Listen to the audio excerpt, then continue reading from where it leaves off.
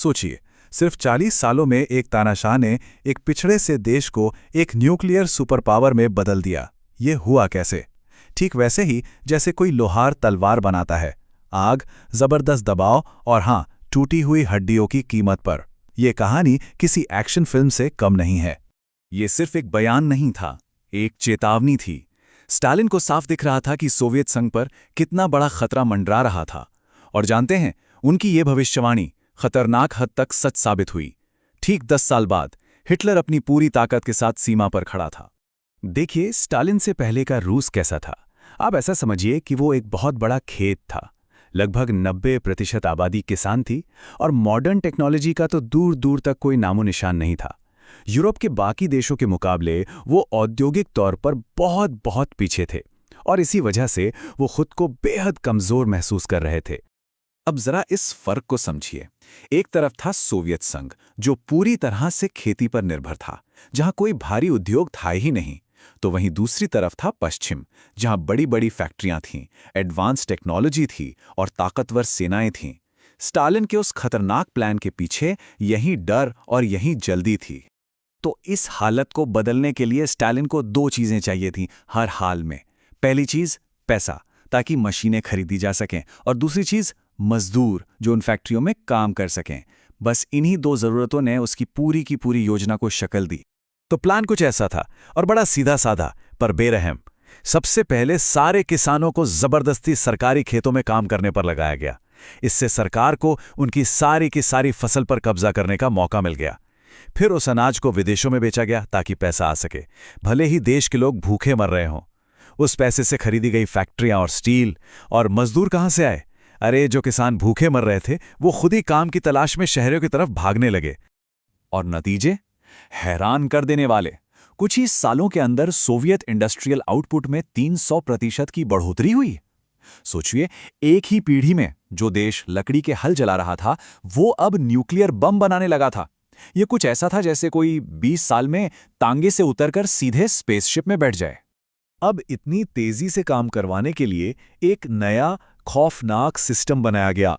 अगर कोई मजदूर अपना प्रोडक्शन टारगेट पूरा नहीं कर पाता तो उसे नौकरी से निकाला नहीं जाता था, उसे देशद्रोही घोषित कर दिया जाता था और वो बस गायब हो जाता था। लेकिन हाँ, अगर कोई टारगेट पूरा कर लेता तो उसे नेशनल हीरो का दर्जा मिलता था।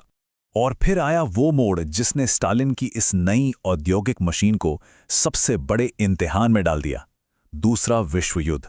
यही क्रूर सिस्टम जो अनगिनत कुर्बानियों पर खड़ा हुआ था, आखिरकार सोवियत संघ को युद्ध में टिके रहने की ताकत देने वाला था। यहां एक बहुत बड़ा फर्क था दोनों की सोच में। जर्मन इंजीनियरिंग बहुत एडवांस थी, उनके टैंक बेहतरीन थे, लेकिन उन्हें बनाने में बहुत वक्त लगता था। वहीं सोवियत ने सिंपल मजबूत डिजाइन पर फोकस किया, जिन्हें बहुत तेजी से और बड़ी संख्या में बनाया जा सकता था। साथ ही सोवियत ने अपनी हर एक फैक्ट्री को सिर्फ युद्ध का सामान बनाने में लगा दिया, जबकि जर्मनी में कुछ फैक्ट्रियां तब भी आम लोगों के लिए सामान बना रही थीं। और उत्पादन का यह फर्क तो जमीन आसमान का था।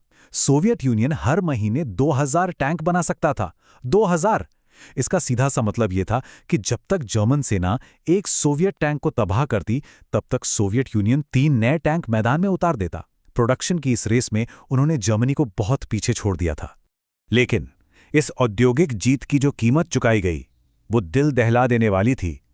युद्ध में लगभग 2.5 करोड़ सोवियत लोगों ने अपनी जान गंवाई। ये एक ऐसी मानवीय त्रासदी थी जिसकी आज हम कल्पना भी नहीं कर सकते। युद्ध खत्म हुआ, देश बर्बाद हो चुका था। कोई भी सोचेगा कि अब लोगों के लिए घर बनेंगे, खाने का इंतजाम होगा। बस स्टालिन ने कुछ और ही सोच रखा था। उसने एक और प्लान शुरू किया। मकसद लोगों की जिंदगी बेहतर बनाना नहीं, बल्कि कोल्ड वॉर के लिए औद्योगिक ताकत को और बढ़ाना था। और नतीजा, इतनी तेज रिकवरी हुई कि पश्चिम की दुनिया बस देखती रह गई।